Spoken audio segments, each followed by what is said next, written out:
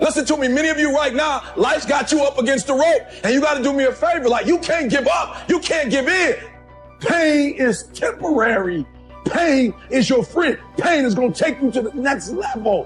When you going through pain, I know what you feeling. I know exactly, because I've been there. I've done that. But you got to work through it. And the reason why most of you are not successful is because every single time stuff not going your way, you give up, you quit, you let go, and people feel weakness. They feel it.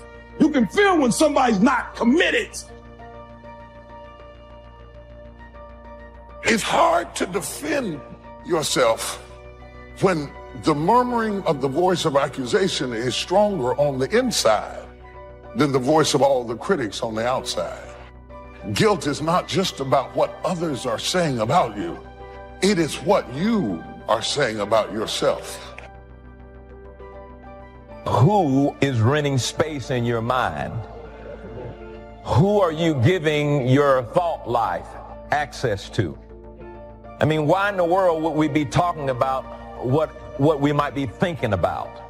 Because nobody really realizes this, but the mind is the battleground. You know, whatever you think about in abundance is most likely what you're going to see in your life. And there are all types of things battling for your thoughts. Because as a man thinketh, then in his heart so is he. The progression is affect your thinking first, and then get it in your heart, and then you become that. And I'll start it off with your thinking. It is the condemnation that comes upon you. It is the struggle that lives down inside of you that you say, what was I thinking? Have you ever looked back at something and you just wonder, what was I on to do that? What happened? Did somebody put something in my coat? What happened that I went that far? See, this one of the things that we do with guilt, because it is such a heavy burden to carry. It's a heavy burden because it can only exist in places where you care. So it becomes a heavy burden to carry. So what we do is we change the narrative of what happened to make the memory more palatable. We block out the parts we are ashamed of, and we remember how people responded to us without remembering how we elicited or initiated the response. Selective amnesia.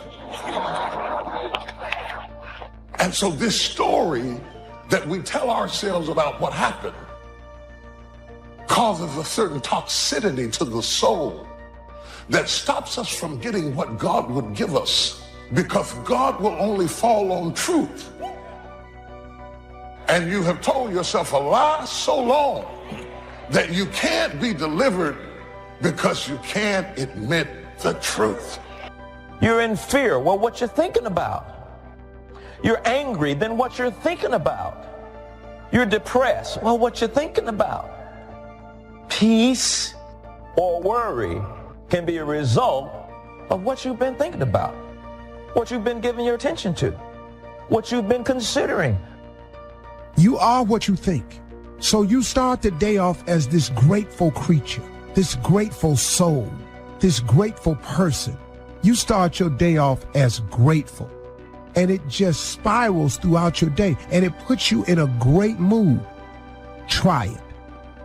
I truly believe that thoughts are the greatest vehicle to change, power, and success in the world. Everything begins with thoughts. It's time for us to move.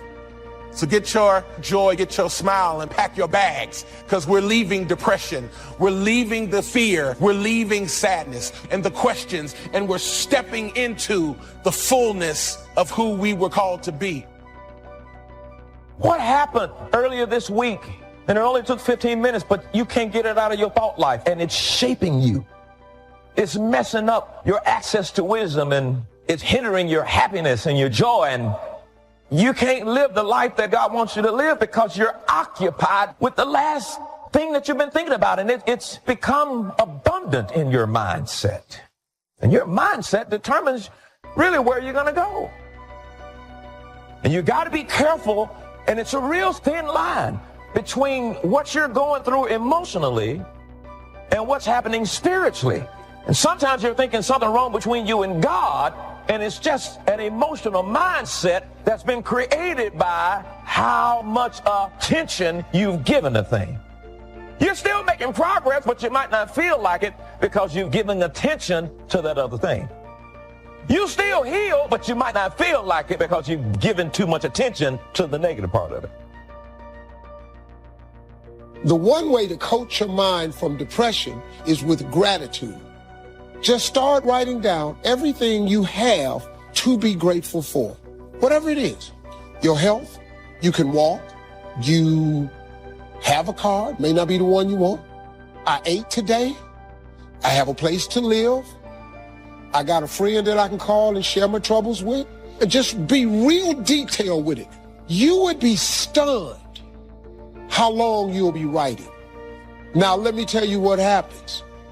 Gratitude erases all negativity because there's no room now for negativity. It's not a magic trick. Joy and depression cannot reside in the same space. Those two things cannot exist at the same time.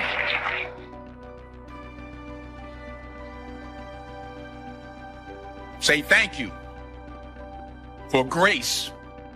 Thank you for mercy. Thank you for understanding. Thank you for parents. Thank you for wisdom. Thank you for kindness. Thank you for humility. Thank you for peace. Say thank you in advance for what's already yours. True desire in the heart for anything good is God's proof to you to indicate that it's yours already. One of the great things about giving is that as you give, you're going to receive. What we want to do is keep the flow going. If anybody gets the bucket of love and stops and holds it there, all of us suffer.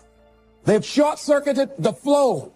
They've stopped what was going on, the energy that was going around. See, you are part of an equation, and you are needed. Part of why we should begin to look at how we give up our lives is that we got to begin to see what is it that I'm supposed to do? What is my life worth? And then give ourselves to that. Because as we do that, ladies and gentlemen, I guarantee you, as you begin to take on this new era that we're in, if you decide that I'm going to begin to start living life generously, I'm going to start giving more of myself, I'm going to start putting out more, contributing more to life. Here's what's going to happen, ladies and gentlemen. I guarantee you that life will take on a whole new meaning for you. I guarantee you that as you begin to give more of yourself in your work, give more of yourself in your marriage, give more of yourself in your relationships with your families and friends, give more of yourself to your talent, to your vocation, to your job or your business. As you begin to set high standards for giving that which you have been given to share in the universe, I guarantee you that life takes on a whole new dimension. Life is worthwhile if you learn. You got to know. You got to have the information. Get the information while you're here. Right? There's nothing worse than being stupid. So jot this down now, as I used in my notes. What you don't know will hurt you. Ignorance is not bliss. Ignorance is tragedy. Ignorance is illness. Ignorance is devastation. Ignorance is going broke. Ignorance creates a poor life. So you got to know, you got to have the information. Number one, learn from your personal experience. One way to learn to do it right is first mess it up and do it wrong. That doesn't mean it's the end of your life, but just, clean up the mess, now do it right. From a negative experience, sometimes we learn to do the positive things that saves our life and makes us successful. They say, if you survive your first heart attack, you may now live to be a very old person. Why is that? That first heart attack was a wake-up call. And then maybe the doctor said, another one of these and your history. And you say, wow. And you make it for the health food store. And you start reading every book you can read on health and nutrition. And you start doing the push-ups and you start jogging on the beach and doing all the stuff. And all of that change now could very well help you to live a long, long life, having been alerted. The third if that makes life worthwhile is if you stay. You got to hang in there. Some people plant in the spring and leave in the summer. When it gets a little hot and a little uncomfortable, and it looks like the weeds are winning, and it looks like the bugs are having a feast, and you have a tendency to say, hey, I've had it with this. But the key is, if you want the harvest in the fall at harvest time, you've got to stay through the summer. Even if the harvest doesn't turn out to be good, you just see it through and then use that experience to do better planting in the spring come the next turnaround of seasons. So stay in there. If you're going to play the game, you got to stay until it's over. What if you were on the team and you guys were behind and you said, hey, we're so far behind, we're out of here. And you all walked off the court, right? We would run you out of town, probably. We wouldn't own you as the home team. Say, I'm behind, so I'm out of here. No, you stay until what? It's over. We're not talking about a lifetime now. We're just talking about this game. If you're in it, stay till it's over. If you sign up for the game, you don't have to go to every game. But the one you sign up, you stay, right? You don't have to do everything every time, but when you start it, see it through. See the seasons through. Then you don't have to plant anymore if you don't want to. But when you do sign up, go the distance. Life is worthwhile if you stay. Hang in there. Next, life is worthwhile if you care. And for my little talk for the service clubs, here's how I wound it up. If you care at all, you'll get some results. If you care enough, you can get extraordinary results. If you just care at all, you get some. But if you really cultivate your caring character and care enough, you can have such extraordinary returns from productivity, activity, things you're doing underway. Have something good to say. Here's the next one. Now we must learn to say it well. Once you've got something, now you can't mumble, right? It's got to be clear, or no matter how good the message is that you've got to deliver, how good the instructions, how good the ideas, no matter how good they are, if you don't deliver them well, now the power is lost and the opportunity is lost. So number one is to have something good to say, and number two is to say it well. Here's what'll help you to say it well. Make this list. Number one, sincerity. If a message is delivered with sincerity, see, that makes all the difference. If the speaker is sincere, if the father is sincere, if the mother is sincere, see, that's captivating for the children. If the friend is sincere, even covering a delicate subject for us, of some changes we probably should make, if they're sincere, see, we will give them room. Perhaps to get on our case if we know they're sincere, not just trying to criticize for criticizing's sake. If your sincerity, I'm telling you, that wins the day. Here's what can really be accomplished. Hopefully, like this weekend here, someone sincerely willing to speak and someone sincerely willing to listen. Now, in terms of lecture, book, seminar, and all the rest, we must come to this conclusion, because it's a wise conclusion, that sincerity is not a test of truth. In your study and evaluating everything, just make sure you have that in the back of your mind. Sincerity is not a test of truth. We must not make the mistake of saying, he must be right. He's so sincere. See, that might be a mistake. Why is that? Here's why. It's possible to be sincerely wrong. So sincerity is not a test of truth. Here's the only test of truth. Truth. Truth is the only test of truth, not sincerity. We hope someone will be both truthful and sincere, but we don't mistake sincerity for truth. Here's next. Repetition. To get better at something, you just have to go do it. Go do it. Accept every opportunity to go make a little talk if that's going to be your business. Get better at talking to your kids. Come up with more illustrations. Come up with more ideas. Read an extra book. How to communicate with teenagers. So you'll have something a little better to say. And then just practice it. Get good at it. Get better at it. Right? I was clumsy when I started. Now the words flow a little easier. I still struggle with the language, trying to make it clear, but it's easier now. Repetition has helped me to do that. Here's what's next. In good communication, saying it well, brevity. Right? Don't take too long to say it if you can say it in shorter sentences and shorter time. One way to learn brevity is to talk to kids. You talk to kids for 30 seconds and they say, how long is this gonna take? It's already too long, right?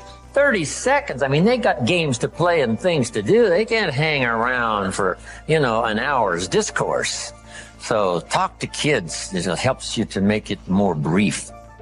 The storyteller tells us Jesus wandered around the countryside in putting his 12 together. And as he wandered around the countryside, every once in a while he would say, you follow me. See, that's short. Why could he be so brief and so short with that simple appeal? Jot this down now. Probably for who he was, not just for what he said, but for who he was. There was something about him when he said, you follow me. See, probably his reputation, probably his manner, probably with how he said it, irresistible. So here's what's powerful. And you can talk less and even be more effective in this personal development area. The stronger you become and the wiser you become, the more caring you become, it shows in your language and your manner. The texture of your communication changes and reaches where it couldn't reach before. It strikes the heart where it didn't strike before. That's the key here. Next, style. Now you've got to develop your own style. You can be a student of style. There's about a dozen people that I know over the years that if you knew those dozen, you'd say, hey, a little bit of each of them appears in Jim Rohn's style, which is probably true. Not copying any one person, but I like the way the person said it this way. I like the person's gestures, because I used to be a little too stiff without, gestures. So make this note, it's not just what you say, it's how you say it. Style, sincerity, the way you present it, heart, soul, from deep inside, commitment, dedication, wrapped up in your language so that now when you present it, hey, it becomes incredibly effective. Next is vocabulary. The better your vocabulary, the better you can share ideas that are meaningful, find words now to use that you couldn't use before. If you were very limited in your ability to comprehend because you had such a small vocabulary, that no matter what someone said, it would still be confusing. No matter what they said, it still might not make sense. They said it clear, but you couldn't see it. And sometimes that's because the vocabulary is so limited that it doesn't have the ability to register the scene on the screen of your consciousness. What if you could only see the world through this little tiny hole? You would be inclined to say, the world is like this. And all of us would say, no, the world is like this. This person would say, no, it's like this. How come they keep insisting the world is like this? Because that's all they can see. They're limited in the scope of their ability to widen their perception about life and what's going on and what's happening simply because they don't have the vocabulary to understand. So they started working on vocabulary, and immediately behavior started to change. Being able to see, being able to comprehend. Oh, now I see. Oh, now I understand the reason why. And as your education increases, that should be one of the major purposes for education, is to help you see things you couldn't see before. Comprehend what you couldn't comprehend before. See a future you couldn't see before. See beyond tomorrow you couldn't see before. See, that's a gift. Vocabulary. So keep working on your vocabulary. Now here's another reason. Only with our present vocabulary can we express what's going on in our head, what's going on in our heart. You can't express beyond your present vocabulary. What if it's very limited? Then your ability to express what you think, express how you feel, is limited. So by a very restricted vocabulary, if you can't understand very well, and if you can't express very well, then your world becomes very, very small. So jot this down. Make one of the books, very important book, and that is the dictionary. A word you don't understand, come to a word you don't understand, you look it up. Say, what is this word? Words are like lights. Now make this note now, especially the English language. There's nothing richer than the English language because there's so many ways to say it in English. In some languages, there's only one way to say it. In English, there's another way to say it, and another way to say it, and another way to say it. When I travel to all these countries and have to have translators, it gets to be difficult sometimes. Expressing something that makes sense in English, because we have several ways to say it, but in their language there's only a couple of ways to say it.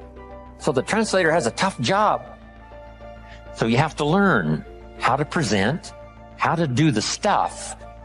But the gift of language is so powerful, it's worth the exercise. It's worth the effort. Vocabulary, brevity, style, repetition, sincerity, saying it well. Here's another one on saying it well. Don't fail to say it. You need the practice.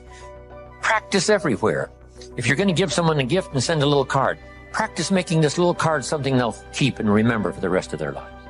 Not ordinary, extraordinary. Not like everyone else, different than everyone else. It's the practice of using your gift of saying things another way until a light turns on, another way that expresses something heartfelt that the standard ordinary language wouldn't express, couldn't reach, couldn't paint these mental pictures. It's okay to give flowers, but don't let flowers do all your talking. Flowers have a limited vocabulary. Guess what flowers say? You remembered. That's about all they say. Flowers don't say, nobody in this world affects me like you do. Love. See, flowers talk, but they don't say that. That you got to put in the little card. Nobody in this world affects me like you do. Love, and then you sign it. And see, long after the flowers are gone, somebody's going to keep the words. The words are more powerful than the flowers. So don't let flowers do all your talking. See if you can't choose the words that are meaningful, words that are unique. And the more you do this, practicing every little occasion to say something well, whether it's a little talk to the family gathering, or whether it's training, or whether it's inspiring, or a little class on Sunday morning, whatever it is, keep improving, find a new way to say it, a new illustration, a new story. You'll get better.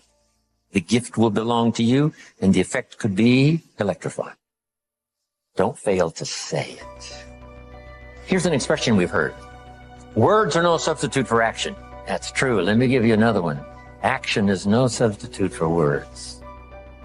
It's okay to do, but you've also got to say. Express it, as clumsy as it might be to start. Start a better program of better communication, saying it better. Here's the next one now that's really challenging, but it really works, and that is read your audience. Whether it's an audience of a child or an audience of a training class, or whether you're a minister and you preach, here's what you've got to do. Say something well, but then read the effect you're having. If you're talking to a child, should you really pour it on, or should you hesitate? Should you save this for another time or do it now? Some of that you've got to pick up by reading the child. Read what's happening to your audience of 1 or 1,000. This is a challenge, but it'll help you in framing better the words you need to say and the style you need to use. Now, in reading, there's 3 things. Jot these down. 3 things in reading your audience. First, you read what you see. Salespeople soon learn. If the customer's got his arms folded and his chin tucked down and he's frowning, this one ain't gonna be easy. All right, this one's gonna take all my skill to get his arms unfolded, make him a little more comfortable, get that frown off of his face. What can I do? I got to reach in my bag for some good stuff, right? To see if I can't sort of change the situation. And what causes us now to do those amendments in our presentation? It's reading someone's body language, right? What's happening? Here's the next one. You've got to read what you hear. If it's a two-way conversation, you got to listen as well as talk. Mama said 2 ears, 1 mouth. Listen twice as much as you talk, at least, maybe more. Listen so that you can now know how to proceed, especially if you're talking to a child. You listen so that you know how to proceed. And by listening, you pick that up. Here's the next one. You got to pick up the emotional signals, how you feel, whether you're coming on too strong, whether you should be stronger or easier this time. That's an art in reading.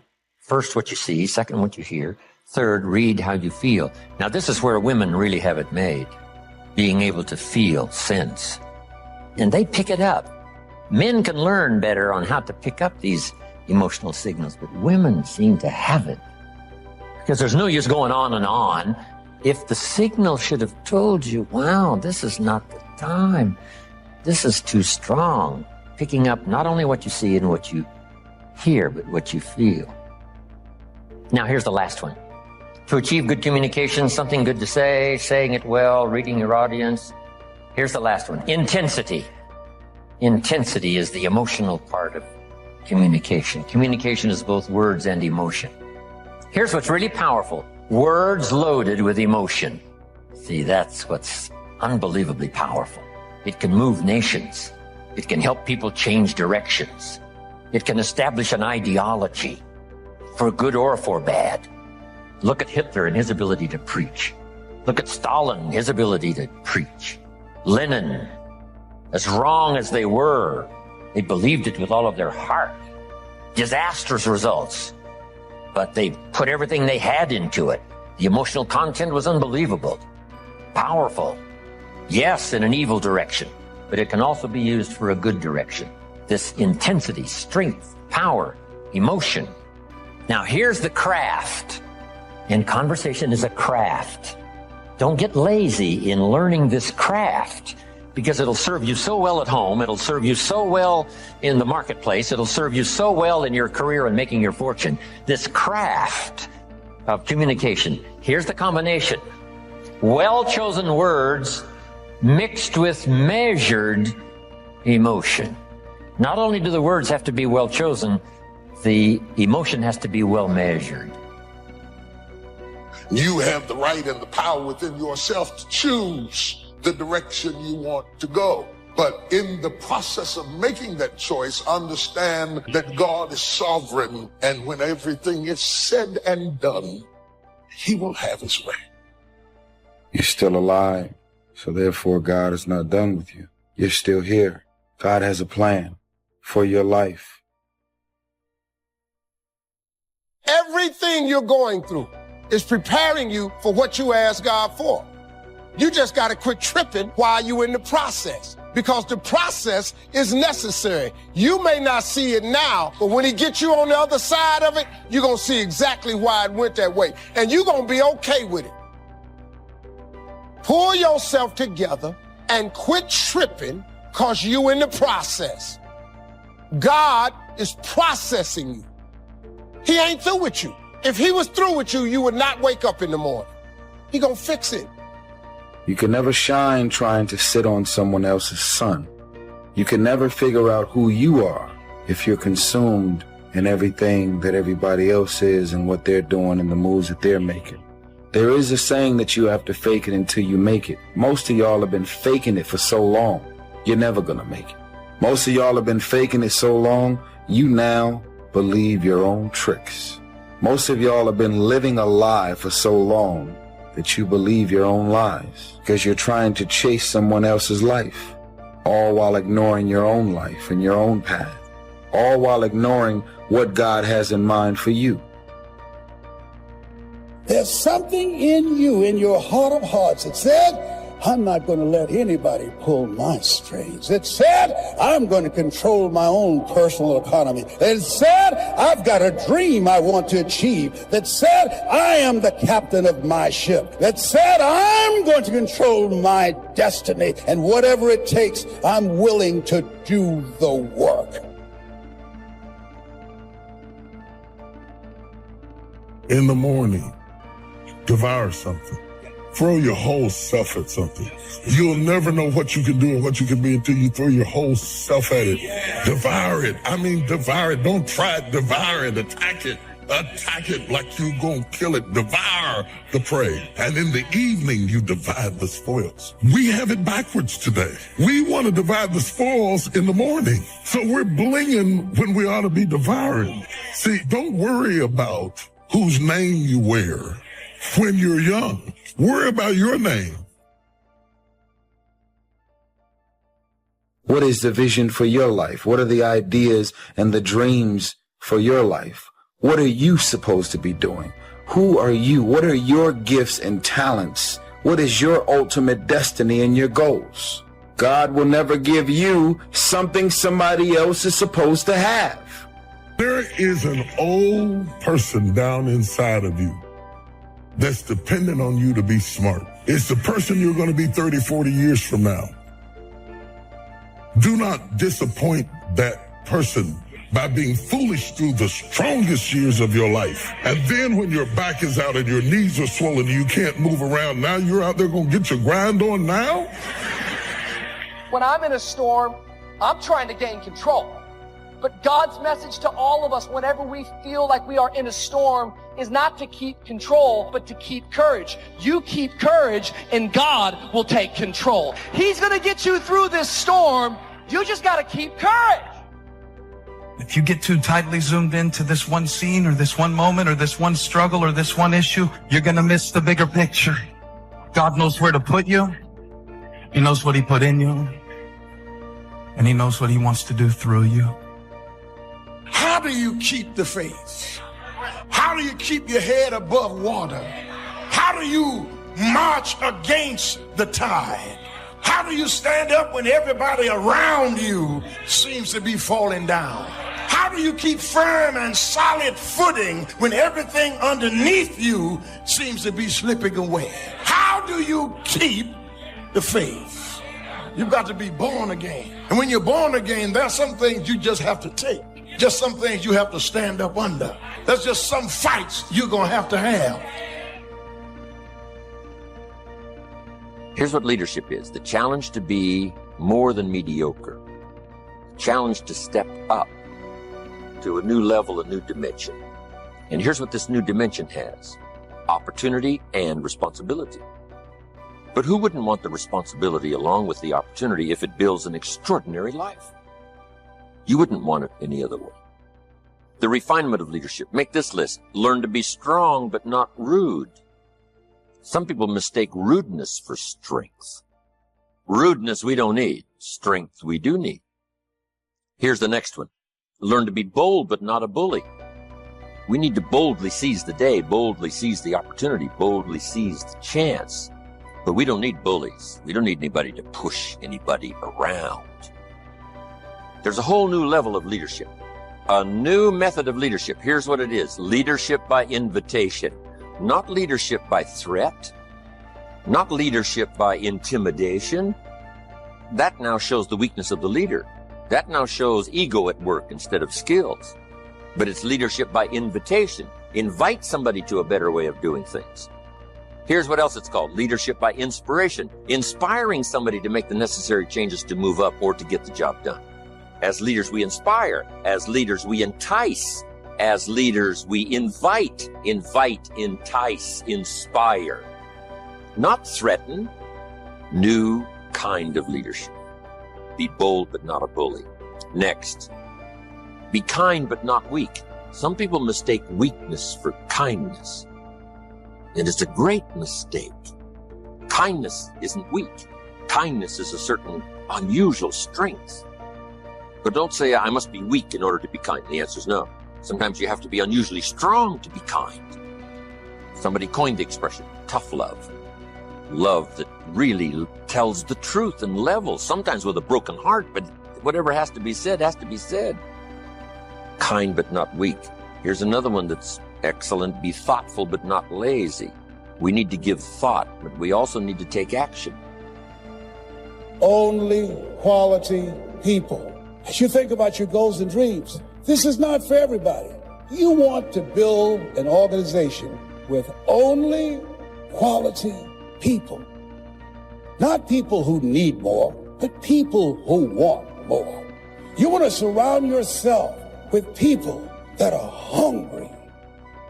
People that are hungry are willing to do the things today others won't do in order to have the things tomorrow others won't have. If you do what is easy, always looking for a way to give yourself a pass, to let yourself off the hook, to do what everybody else is doing, a job, the journey of the broke.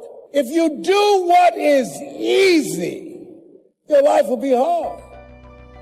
But there is something in you that says, you know, I can't do this.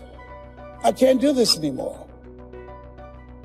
It's not what you are that holds you back. It's what you think that you are not. That's what holds you back. You cannot always control. Harvest it and then do wise things with the harvest. Now, here's the rest of the law of sowing and reaping. If you sow good, you reap good. If you sow bad, you reap bad. You can't sow bad and hope for good. You can't plant weeds and hope for flowers. It works both positive and negative. Now, here's something else about the law of sowing and reaping. You don't reap what you sow. You reap much more than what you sow. You've got to be careful sowing to the wind. It doesn't come back as a wind. It comes back as a whirlwind. That's on the negative side. But now it also works on the positive side. If you plant a cup of corn, how much do you get back? A cup? No, a bushel for the cup. You get back much more than what you plant. What's the reason for planting? For the increase. Positive, negative. Now here's the next key to the law of sowing and reaping. Sometimes it doesn't work at all. The farmer plants the crop in the spring, takes care of it all summer, is an honorable man, loves his family, is a decent citizen. But the day before he sends the combines into the field, a hailstorm comes along and beats his crop into the ground, and it's gone, it's lost. So this time it didn't work. So now what must the farmer do? He's got to decide whether to do it again or not. Should we take another chance in the next spring? We would advise him to do so, even though he lost everything in the last harvest. And it didn't work. You didn't reap what you sowed. But here's the law of averages. Here's the odds. More often than not, you reap what you sow. More often than not, you'll have a harvest if you plant in the spring. There's no guarantee, but more often than not. And guess what more often than not is? Pretty good odds. It's better than Las Vegas. Incredible. Next, one of the most important laws to learn is the law of averages. If you do something often enough, you'll get a ratio of results. Once you understand that, the world is yours. Learning to employ people in the unique thing called the law of averages is stunning in its result in terms of fortune, future. In baseball, we call it batting average. Swing 10 times, get a hit. Swing 10 times, get a hit. Nobody bats 9 out of 10. Some of these guys are getting $5, $6, $7 million a year, batting 2, 3 out of 10. So you don't have to be perfect here. All you have to do is understand the law of averages. Now, even if you're only getting 1 out of 10, you can now start to compete. If you've been here a long time, you can get 9 out of 10. I just joined, I can only get 1 out of 10. I'm telling you, if we have a contest, I will beat you. Say, well, you just started, how could you beat me? It's very simple. While you talk to 10 and get 9, I will talk to 100 and get 10. I win. Isn't that clever? Here's what I do if I'm new. I make up in numbers what I lack in skill. Once you understand the law of averages, I'm telling you, it's so exciting to work with the law of averages. Here's the next important law, called the law of faith. Faith is the ability to see things that don't yet exist. Faith, though, can turn difficulty into reality, positive reality. Here's what faith is for. Number 1, faith is the ability to see it as it is. Faith doesn't mind seeing it as it is because faith is a miracle worker. Faith does not ignore the negative. Faith uses the negative because if there was no negative, there'd be no need for faith. If everything is okay, what would you need faith for? You need faith because it isn't okay. Now, what isn't okay? Who knows? The situation that isn't okay. So here's what faith does. Number 1, faith does not ignore the negative because faith now stands as the miracle worker if you let it work. So faith sees it as it is. If it's ugly, it's ugly. If it isn't working, it isn't working. If it's a mess, it's a mess. It doesn't hurt to call a mess a mess. You don't need to fancy it up here. If it's broke, it's broke. If it's miserable, it's miserable. Faith doesn't mind admitting that. Faith doesn't mind seeing that. Here's why. Number 1, you can see it as it is. That's the beginning of faith, seeing it as it is. Now, here's the second step of faith. See it better than it is. Couldn't you see beyond the mess? The mess is for today. Couldn't you look into tomorrow?